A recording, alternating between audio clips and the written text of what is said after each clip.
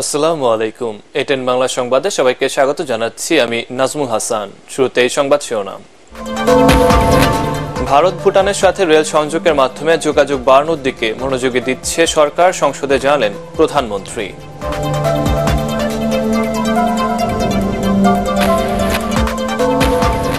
সরকারি চাকরিতে কোটা পদ্ধতি বাতিলের দাবিতে অবরোধ অবস্থান শিক্ষার্থীদের, অর্থমন্ত্রীর পদত্যাগ চান শিক্ষকরা।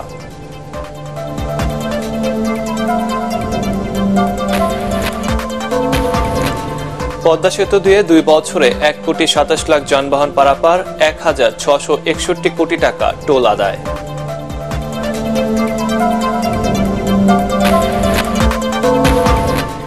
এবং ডক্টর ইউনূসের শ্রম আইন লঙ্ঘনের মামলা আপিল ট্রাইব্যুনালে দ্রুত নিষ্পত্তির নির্দেশ হাইকোর্টের।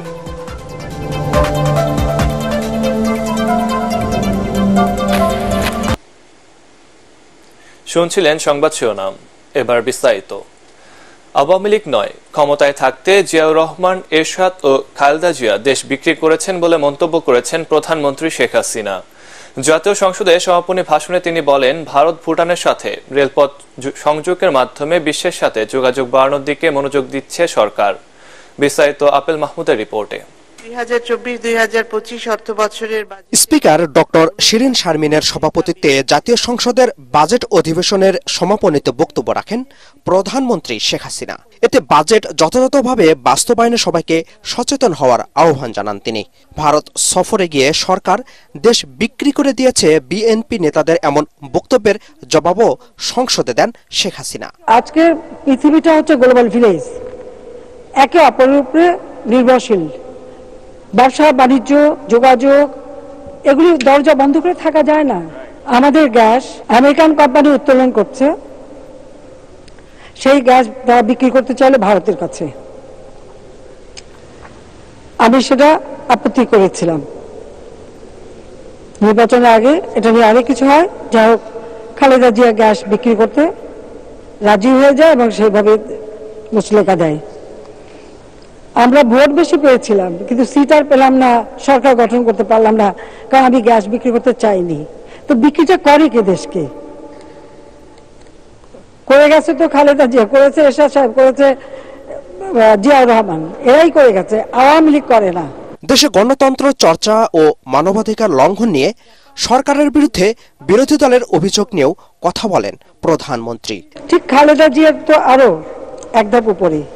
তিনি যখন দিল্লি থেকে ফিরে আসলে তাকে যখন সাংবাদিকরা জিজ্ঞেস করলো যে আপনি যে গেলেন গঙ্গা পানির কি হলো, উনি বলেন গঙ্গা পানির কথা, ওহো আমি তো ভুলেই গিয়েছিলাম। এ সময় ভূমিহীন ও গৃহহীন মুক্ত দেশ গড়তে সরকারের পরিকল্পনা তুলে ধরেন সরকার প্রধান। সারা দেশের অসহায়দের মধ্যে জমিসহ ঘর দেওয়ায় দারিদ্র্যের হার কমেছে বলেও জানান তিনি। বিশ্বব্যাপী যে আপেল মাহমুদ, এটিএন বাংলা, ঢাকা। সরকারি চাকরিতে কোটা বাতিলের পরিপত্র পূর্ণবহাল সহ 4 দফা দাবিতে আজ আবারও অবস্থান কর্মসূচি ঘোষণা করে শাহবাগ মোড় ছেড়েছেন আন্দোলনকারী শিক্ষার্থীরা। আপিল বিভাগ থেকে শিক্ষার্থীদের পক্ষে কোনো সিদ্ধান্ত না আসা পর্যন্ত এই কর্মসূচি চলবে বলেও জানান আন্দোলনকারীরা। এর আগে শাহবাগ মোড় অবরোধ করেন আন্দোলনরত শিক্ষার্থীরা। একই দাবিতে ঢাকা আরিচা মহাসড়ক অবরোধ করে প্রায় 2 ঘন্টা বিক্ষোভ করেন জাহাঙ্গীরনগর বিশ্ববিদ্যালয়ের শিক্ষার্থীরাও। হুমায়ুন চিস্তির রিপোর্টে বিস্তারিত। সরকারি চাকরিতে কোটা পদ্ধতি বাতিলের সিদ্ধান্ত অবৈধ ঘোষণা করে হাইকোর্টের রায় বহাল থাকবে কিনা এ বিষয়ে বৃহস্পতিবার সুপ্রিম কোর্টের আপিল বিভাগে চূড়ান্ত শুনানি হবে। কোটা পদ্ধতি বাতিল ও মেধাভিত্তিক নিয়োগের পরিপত্র বহাল রাখার দাবিতে দুপুরে ঢাকা বিশ্ববিদ্যালয় কেন্দ্রীয় গ্রন্থাগারের সামনে অবস্থান নেন শিক্ষার্থীরা। এরপর তারা শাহবাগ মোড় অবরোধ করলে যান চলাচল বন্ধ হয়ে যায়। এতে যানজট ছড়িয়ে পড়ে রাজধানীতে। মেধা যার চাকরি তার, যোগ্যতা ভিত্তিক বাংলাদেশ হবে। আমরা সাধারণ শিক্ষার্থী চাচ্ছি একটা মেধা ভিত্তিক সমাজ গঠন হোক। 18 সালে যে পরিপত্র জারি করা হয়েছিল সেই পরিপত্র যাতে আবার পুনর্বহাল করা হয়। একই দাবিতে জাহাঙ্গীরনগর বিশ্ববিদ্যালয়ের শিক্ষার্থীরা ঢাকা আরিচা মহাসড়কে অবস্থান নেন বিকেল 3টার দিকে। তারা সড়ক অবরোধ করলে ঢাকা আরিচা মহাসড়কে যানবাহন চলাচল বন্ধ হয়ে যায়। এই যে বৈষম্য চলতেছে দেশে, এই যে অরাজকতা চলতেছে, এটা কোনোভাবে ছাত্ররা মানে নেবে না। কোর্টের রায় আমাদের বিপরীতে যদি হয় তাহলে আজকে ঢাকা আরিচা মহাসড়ক, কালকে গোটা বাংলাদেশ একদম অচল। মুক্তিযোদ্ধাদের নামে যে বৈষম্যের সৃষ্টি করা হয়েছে আজকে, আমি সেই মুক্তিযোদ্ধাদেরকে আহ্বান করব, আপনারা যেরকম 1971 সালে বৈষম্যের বিরুদ্ধে দাঁড়িয়েছিলেন, আপনারা আজকে এসে আমাদের সাথে রাজপথে সামিল হন। এর আগে কোটা পুনর্বহালের দাবিতে শাহবাগে জাতীয় জাদুঘরের সামনে মানববন্ধন ও বিক্ষোভ মিছিল করে মুক্তিযুদ্ধ মঞ্চ, মুক্তিযোদ্ধা সংসদ, সন্তান কমান্ড সহ বেশ কয়েকটি সংগঠন। কোটা পুনর্বহাল না করা হলে প্রধানমন্ত্রীর কার্যালয় ঘেরাও করার হুমকি দেন তারা। মুক্তিযোদ্ধা কোটা যদি পুনর্বহালের রায় কার্যকর করা না হয়, বাংলাদেশ মুক্তিযুদ্ধ মঞ্চ, মুক্তিযোদ্ধা সংসদ, সন্তান কমান্ড সহ মুক্তিযুদ্ধ ভিত্তিক সকল সংগঠন বা সবচেয়ে এর চেয়ে বড় আরো কঠোর কর্মসূচি ঘোষণা করবে। প্রয়োজনে আমরা মাননীয় প্রধানমন্ত্রীর কার্যালয় ঘেরাও করতে বাধ্য হব। প্রথম ও দ্বিতীয় শ্রেণীর সরকারি চাকরিতে কোটা বাতিল করে 2018 সালে পরিপত্র জারি করে সরকার। হুমায়ুন চিস্তি, এটিএন বাংলা। তৃতীয় দিনে গড়িয়েছে সারা দেশে পাবলিক বিশ্ববিদ্যালয়ে শিক্ষক, কর্মকর্তা, কর্মচারীদের আন্দোলন। প্রত্যয় পেনশন স্কিম বাতিলের দাবিতে ক্ষোভে ফুঁসছেন তারা।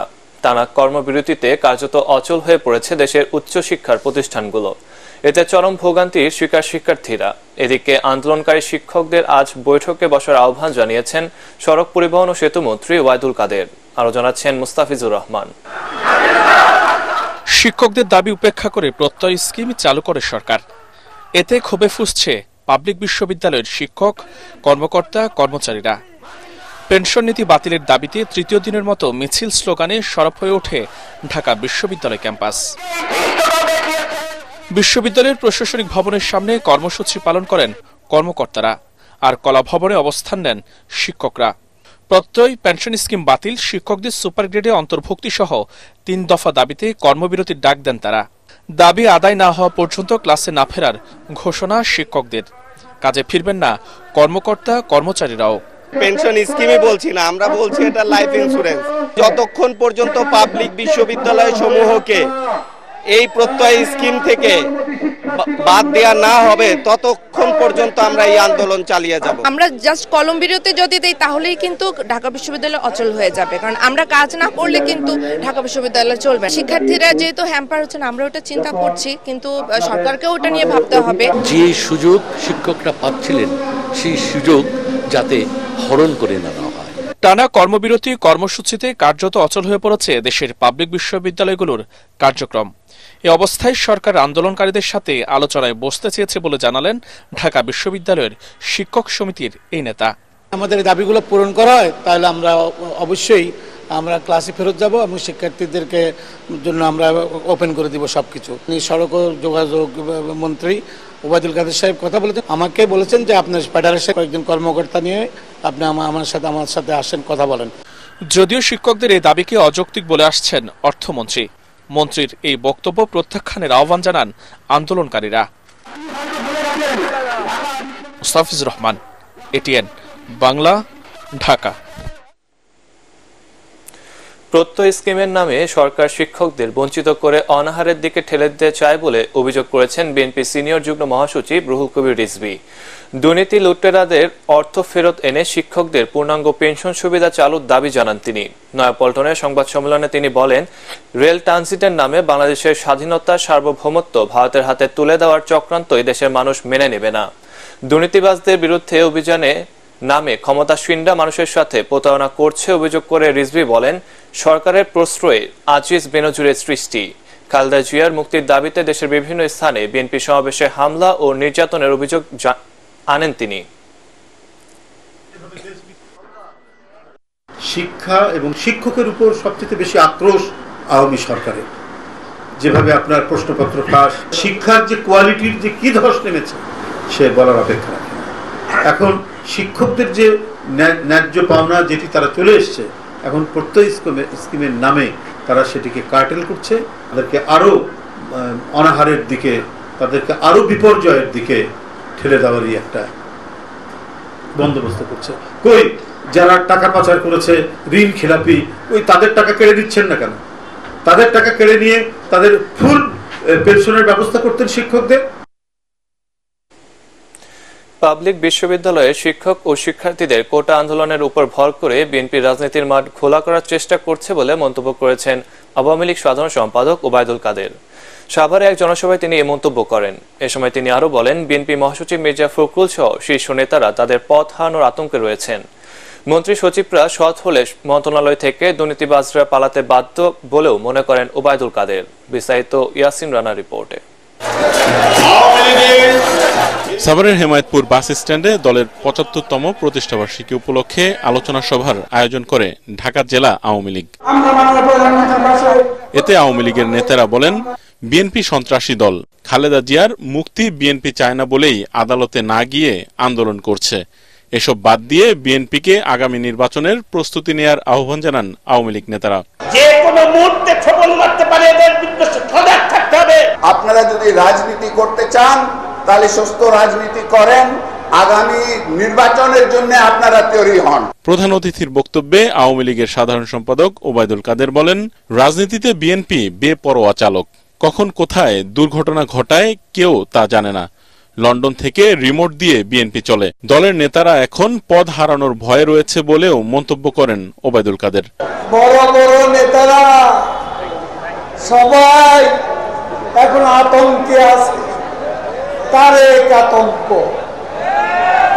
কখন কার গদি খেয়ে ফেলে সেই ভয়ে সবাই থর থর করে কাঁপছে।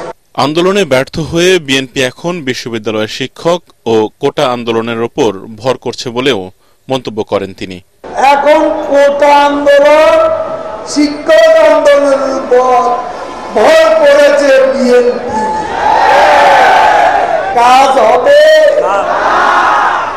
আন্দোলন হবে, পরের উপর নির্ভর করে আন্দোলন হয় কোনোদিনও। ওবায়দুল কাদের আরো বলেন, মন্ত্রী ও সচিব সৎ থাকলে মন্ত্রণালয় থেকে দুর্নীতিবাজরা পালাতে বাধ্য। আগামী অক্টোবর থেকে প্রধানমন্ত্রী শেখ হাসিনা দেশব্যাপী সাংগঠনিক সফর শুরু করবেন বলেও জানান ওবায়দুল কাদের। মন্ত্রী হয়ে যেন ক্ষমতার অপব্যবহার না করি। ইয়াসিন রানা, এটিএন বাংলা, ঢাকা। পদ্মা সেতু দিয়ে গত 2 বছরে পারাপার হয়েছে 1,27,00,000 যানবাহন। টোল আদায় হয়েছে 1,661 কোটি টাকা। সচিবালয়ে অর্থনৈতিক বিষয় সংক্রান্ত মন্ত্রিসভার কমিটির বৈঠক শেষে এসব তথ্য জানান ক্যাবিনেটের সমন্বয় সচিব মাহমুদুল হোসাইন খান। শুক্রবার পদ্মা সেতু প্রকল্পের সমাপনী উপলক্ষে মাওয়া প্রান্তে সুধী সমাবেশের আয়োজন করা হয়েছে বলেও জানান তিনি। সমাবেশে যোগ দেবেন প্রধানমন্ত্রী শেখ হাসিনা। পদ্মা সেতু বহুমুখী সেতু নির্মাণ প্রকল্পের মেয়াদ গত 30 জুন 2024 শেষ হয়ে গিয়েছে। এই সমাপ্তি উপলক্ষে মাওয়া প্রান্তে একটা সুধী সমাবেশের আয়োজন করা হয়েছে। এই সুধী সমাবেশে মাননীয় প্রধানমন্ত্রী থাকার জন্য সদয় সম্মতি জ্ঞাপন করেছেন। বাজেট 5 কোটি টাকার উপরে বিধায় কিন্তু এখানে এসেছে। গত 2 বছরে এই সেতু দিয়ে প্রায় 1,27,00,000 যান পার হয়েছে। 29 জুন 2024 তারিখ পর্যন্ত মোট রাজস্ব আদায় হয়েছে 1,661 কোটি টাকা। ডক্টর ইউনূসের শ্রম আইন লঙ্ঘনের মামলা আপিল ট্রাইব্যুনালে দ্রুত নিষ্পত্তির নির্দেশ দিয়েছেন হাইকোর্ট। ডক্টর ইউনূসের 6 মাসের সাজা ও দণ্ড শ্রম আপিল ট্রাইব্যুনালে স্থগিতের আদেশ বাতিল করে পূর্ণাঙ্গ রায়ে এ আদেশ দেয় সর্বোচ্চ আদালত। বিচারপতি নজরুল ইসলাম তালুকদার ও বিচারপতি কাজী ইবাদত হোসেনের হাইকোর্ট বেঞ্চ রায়ের পর্যবেক্ষণে বলা হয়, আপিল বিচারাধীন থাকা অবস্থায় দণ্ড স্থগিতের কোনো বিধান নেই। ডক্টর ইউনূসের সাজা কার্যকর থাকবে। কামরুজ্জামান রাজীবের রিপোর্ট। শ্রম আইন লঙ্ঘনের মামলায় নোবেল বিজয়ী অর্থনীতিবিদ ডক্টর মোহাম্মদ ইউনূস সহ 4 জনকে 6 মাসের কারাদণ্ড দেয় শ্রম আদালত। সাজার বিরুদ্ধে শ্রম আপিল ট্রাইব্যুনালে ডক্টর ইউনূসের আপিল আমলে নিয়ে 6 মাসের সাজা ও অর্থদণ্ড স্থগিত করে ট্রাইব্যুনাল। রাষ্ট্রপক্ষের আবেদনের ভিত্তিতে শ্রম ট্রাইব্যুনালের আদেশ স্থগিত করে হাইকোর্ট। বুধবার বিচারপতি নজরুল ইসলাম তালুকদার ও বিচারপতি কাজী ইবাদত হোসেনের হাইকোর্ট বেঞ্চ পূর্ণাঙ্গ রায় প্রকাশ করেন। এতে বলা হয়, মামলার আপিল নিষ্পত্তি না হওয়া পর্যন্ত দণ্ড স্থগিতের কোনো সুযোগ নেই। এই জাজমেন্টের মধ্যে কথা হলো, সাজা কখনো স্থগিত হয় না। যেটা অন্যায়ভাবে লেবার অ্যাপিলেট ট্রাইব্যুনাল সেখানে সাজা স্থগিত করে দিয়েছেন। হাইকোর্টের রায় প্রকাশিত হয়েছে, আপিল শুনানি হবে। ওনারা এটাকে কালক্ষেপণ করার জন্য অসৎ উদ্দেশ্যে ওনারা এখন বলছে যে আমরা আপিল করব। করেন, আমাদের আপত্তি নাই। যেখানেই যাবেন সেখানে আমরা কন্টেস্ট করব। যেখানেই ইউনূস সেখানে কলকারখানা প্রতিষ্ঠান। আইনি লড়াই কাউকে ছাড় দেওয়া হবে না। এ মামলায় যে রায় দেয়া হয়েছে এটা সম্পূর্ণ অবৈধ দাবি করে ডক্টর ইউনূসের আইনজীবী বলেন, ধারা অনুযায়ী এ মামলায় শাস্তি দেওয়ার কোনো বিধান নেই। 50 পাতার রায় হলো এবং এই রায় হলো এবং বলা হলো দ্রুতপদে নিষ্পত্তি করা হোক। আমরা অ্যাপিলেট ডিভিশনে চেম্বার জজে যাব, তখন সেকশন বলছে আপনার পিসি খুঁজে পাওয়া যাচ্ছে না, তাই আপনি নকল পাবেন না। তাহলে ডক্টর ইউনূসের মতো লোককে হাইকোর্টে কি হয়েছে এটা দেখার কি তার অধিকার নাই? এইটা বড় অন্যায়। আজকে আইনের কাছে বাংলাদেশে অসহায় হয়ে গেল। সারা বিশ্ববাসী জানবে যে ডক্টর ইউনূসের জন্য বাংলাদেশের আইন ভিন্নভাবে পরিচালিত হচ্ছে। বৃহস্পতিবার জামিন শুনানির জন্য শ্রম আপিল ট্রাইব্যুনালে যাবেন ডক্টর ইউনূস। গত 16 এপ্রিল ডক্টর ইউনূসকে 23 মে পর্যন্ত জামিন দিয়েছিলেন শ্রম আপিল ট্রাইব্যুনাল। এরপর 4 জুলাই পর্যন্ত তা বাড়ানো হয়। কামরুজ্জামান রাজীব, এটিএন বাংলা, ঢাকা। সরকারিভাবে নগদ প্রণোদনা বাড়ালে রেমিটেন্সের আরো ইতিবাচক প্রভাব পড়ত বলে মনে করেন বিশ্লেষকরা। তারা বলছেন, বাজেটে প্রণোদনার হার 5% উন্নীত করা গেলে উচ্চ মূল্যস্ফীতির এই বাজারে প্রবাসীরা স্বস্তি পেতেন। এতে আগামীতে বছরে 30 থেকে 35 বিলিয়ন ডলার রিজার্ভ পাওয়ার সম্ভাবনা সুনিশ্চিত হতো। তবে প্রণোদনার হার বাড়ানোর সুযোগ এখনো আছে বলে জানিয়েছে অভিবাসন ও উন্নয়ন বিষয়ক সংসদীয় ককাস।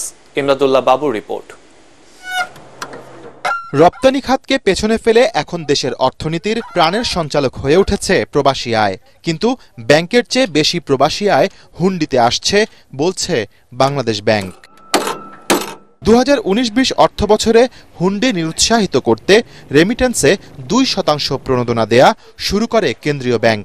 বিশেষজ্ঞদের পরামর্শে 2022 সালে এটি বাড়িয়ে করা হয় 2.5%। হুন্ডি বন্ধে এবার এটি 5% করার পরামর্শ ছিল বিশ্লেষকদের, কিন্তু বাজেটে সেটি আমলে নেয়নি অর্থ বিভাগ। বর্তমান যে মূল্যস্ফীতির যে সময়টা চলছে, মুদ্রাস্ফীতির সময়টা চলছে, এই সময়ের মধ্যে আমি মনে করি আমাদের প্রবাসীদেরকে একটা স্বস্তি দিবার জন্য তাদেরকে তারা যাতে আনঅথরাইজ চ্যানেলে অবৈধভাবে হুন্ডিতে অর্থ প্রেরণ না করে, সেই জায়গায় তাদেরকে উৎসাহিত করবার জন্য রেমিটেন্সের অর্থের উপর যে প্রণোদনা, সেই প্রণোদনা বৃদ্ধি করা কিন্তু আমার মনে হয় খুবই গুরুত্বপূর্ণ। আমাদের একটা প্রপোজাল ছিল যে এটি যদি আর 1% বাড়ানো যেত, 3.5 বা এরকম কিছু করা যেত। বৈশ্বিক অর্থনীতি এই 24-25-এ কিন্তু আর একটু নাজুক অবস্থায় পড়তে পারে। সেই সকল বিবেচনায় আসলে এবার 2.5%-এর বেশি প্রণোদনাটি দেওয়া হয়নি। আমরা মনে করি যে এটি খুবই এফেক্টিভ হবে হুন্ডি প্রতিরোধ করার জন্য এই প্রণোদনা বাড়ানো। প্রণোদনা দেয়ায় গেল 3 অর্থ বছরে গড়ে 21 বিলিয়ন করে রেমিটেন্স পাঠিয়েছেন প্রবাসীরা। জুনে 3 বছরের মধ্যে রেকর্ড 2.54 বিলিয়ন মার্কিন ডলার দেশে আসে। প্রণোদনা বৃদ্ধি করলে এই ধারা আরো বাড়বে বলে মনে করেন সংশ্লিষ্টরা। যদি আমরা ইনসেন্টিভ বেশি করে দিতে পারি, প্রবাসীদের মর্যাদা সম্পন্ন তৈরি করতে পারি এবং তাদেরকে এয়ারপোর্টে যাবার সময়, আসার সময় যদি আমরা তাদেরকে সেভাবে সম্মান দিতে পারি, 30 থেকে 35 বিলিয়ন ডলার আমরা উপার্জন করবার জন্য আমাদের একটা প্রেরণা রয়েছে। আমরা সেই কাঙ্ক্ষিত লক্ষ্য হয়তো পৌঁছতে পারবো। যে কোনো মেকানিজমে আমাদের এই প্রবাসী আয়ের উপর যাতে প্রণোদনাটা বৃদ্ধি করে 2.5% থেকে বাড়ানো যায়, আমি আশা করব যে সরকার প্রধানের দৃষ্টিতে আসলে এটি হয়তো সুরাহা হয়ে যাবে। এটি তো আসলে সার্কুলারের মাধ্যমেও করা যায়। 3 মাস পর পর একটা রিভিউ হবে। তো সেক্ষেত্রে আমরা আশা করি যে হয়তো এই কোয়ার্টারটা পার হলে তখন পরিস্থিতি বুঝে এই বিষয়গুলো নিয়ে আমরা আবার অগ্রসর হব। কোনো ব্যাংক যদি এরকম প্রণোদনা দেওয়া শুরু করে, তখন প্রবাসী ভাই ও বোনেরা কিন্তু ওই ব্যাংকের মাধ্যমেই আরো বেশি পাঠানোর চিন্তা করবেন ফরেন কারেন্সি। এখানে যদি সরকারকে যদি তারা কিছুটা সাপোর্ট দেয় তাহলে তো এটি ভালো হয়, কিন্তু সেরকম কোনো উদ্যোগ আসলে দুঃখজনকভাবে আমরা দেখি না। 2024-25 অর্থ বছরে প্রবাসী কল্যাণ মন্ত্রণালয়কে 1217 কোটি টাকা বরাদ্দ দেওয়া হয়েছে, যা প্রবাসীদের কল্যাণে অপ্রতুল মত বিশ্লেষকদের। ইমদাদুল্লাহ বাবু, এটিএন বাংলা, ঢাকা। দুর্নীতি বিরোধী অভিযান চলবে বলে জানিয়েছেন আওয়ামী লীগের প্রেসিডিয়াম সদস্য ও পাট মন্ত্রী জাহাঙ্গীর কবির নানক। সরকারি কর্মকর্তা কর্মচারীদের সম্পদের হিসেব জমা দেওয়া উচিত বলেও মন্তব্য করেন তিনি। সচিবালয়ে সাংবাদিকদের সাথে আলাপকালে তিনি আরো বলেন, পাট পাতার চা বাণিজ্যিকভাবে উৎপাদন করা হবে। পলিথিনের পরিবর্তে পাটের সোনালী ব্যাগও খুব শীঘ্রই বাজারে পাওয়া যাবে।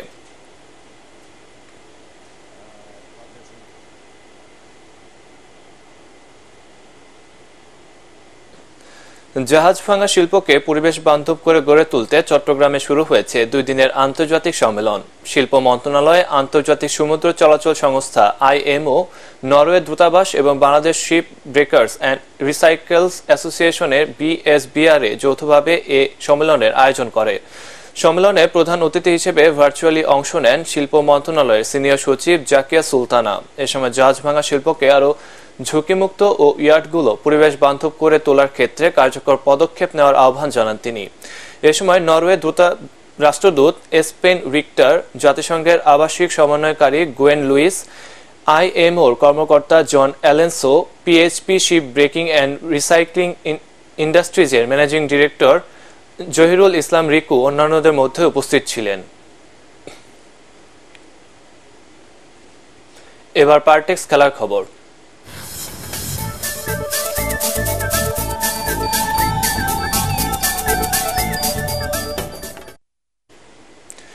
ইউরো ফুটবলের কোয়ার্টার ফাইনালে উঠেছে নেদারল্যান্ডস এবং তুরস্ক।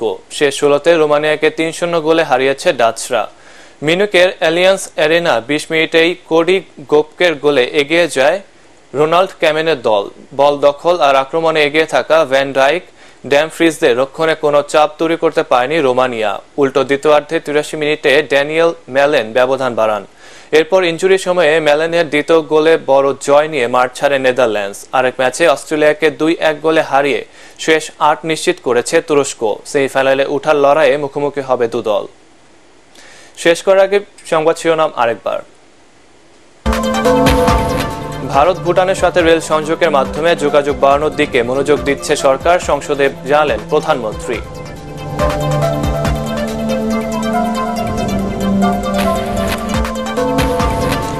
সরকারি চাকরিতে কোটা পদ্ধতি বাতিলের দাবিতে অবরোধ অবস্থান শিক্ষার্থীদের। অর্থমন্ত্রীর পদত্যাগ চান শিক্ষকরা।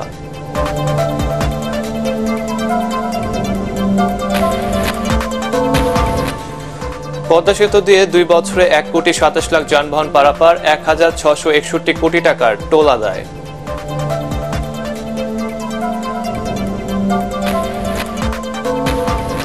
এবং ডক্টর ইউনূসের শ্রম আইন লঙ্ঘনের মামলা আপিল ট্রাইব্যুনালে দ্রুত নিষ্পত্তির নির্দেশ হাইকোর্টের।